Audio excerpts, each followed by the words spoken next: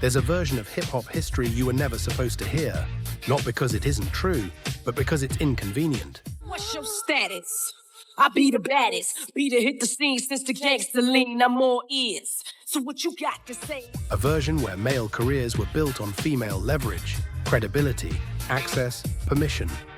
And once the doors opened, those women were quietly removed from the story. No scandals, no headlines, no apologies, just silence. This isn't a conspiracy, it's an edit. Cut a nigga off so don't get comfortable. Hip-hop likes to sell the myth of individual greatness. One voice, one moment. One man against the world. But culture does not move on talent alone. It moves on permission. Who stands next to you? Who vouches for you? Who risks their reputation so you can move forward? I met him in a club hanging out one night. He said, "Hello, I'm George." Before radio, before labels, before marketing. Credibility is the currency. And again, that credibility came from women who were never allowed to keep power once success arrived. They opened doors, then they were asked to step aside. Must I say it again? I said it before. Move out the way when I'm coming through the door. MC Lyte was not a novelty. She was legitimacy. In an era where labels were still unsure how to position women, Lyte represented safety and seriousness.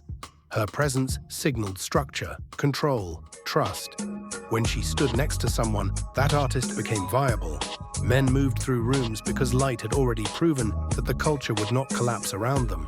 Been looking for you since 1:15. Hot peas and butter, baby, come and get your supper. Her influence was quiet, institutional, and because it was not loud, it was easy to erase. She stayed consistent. The men scaled. History did not forget her. It minimized her. My name is Roxanne. Like, don't you know, I just a cold rock a party and I do this show. I said I met these three guys and you know it's true. Let me tell you and explain them all to you. Roxanne Shante was not tolerated in battle culture. She dominated it.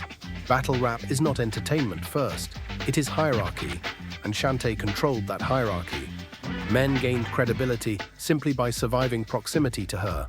Battle capital became street capital. But once battle rap was canonized as a male space, the woman who made it lethal became inconvenient.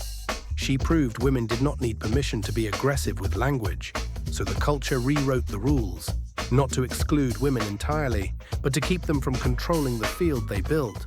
Let me kick a little something about this lady named Boo. Haven't you heard of the things that Miss Boo is capable to do? Gangsta Boo was never just a feature. She was the temperature, the menace, the psychological weight. Without her, the image softens. The sound becomes theatrical instead of dangerous. But atmosphere rarely receives credit. It gets absorbed. So history framed her as optional, replaceable.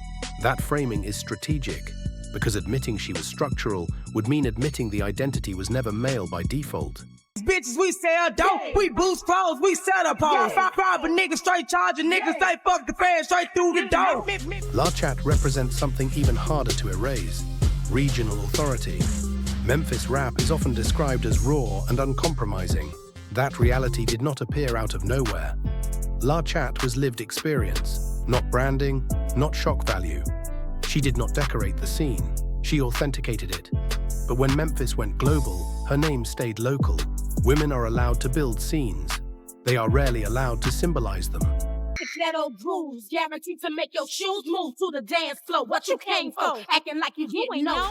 Mia X gave no limit discipline, lyrical structure, narrative clarity, authority. The label became an empire. The men became moguls. She became the female rapper on the roster.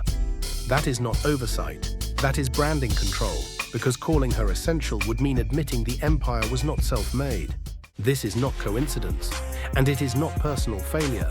It is a pattern. Female rappers provided credibility, danger, structure, and atmosphere. Male rappers scaled on top of it. Then history cleaned the edges. If you only study who got famous, you miss who made fame possible. And if you only celebrate success, you never see who paid for it. This channel exists for that reason, not to rewrite history, but to stop pretending it was neutral.